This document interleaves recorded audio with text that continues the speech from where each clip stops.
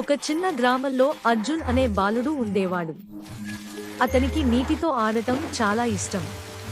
పళ్ళు తోమేటప్పుడు, బొమ్మలు కడుగుతున్నప్పుడు కూడా ట్యాప్ మూసకుండా వదిలేవాడు.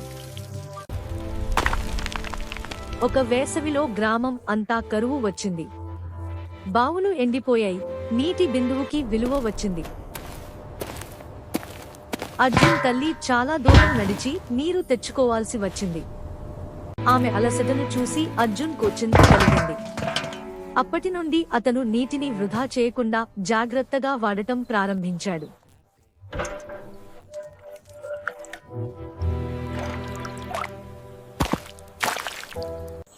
తన స్నేహితులకు కూడా నీటిని ఆదా చేయమని చెప్పాడు.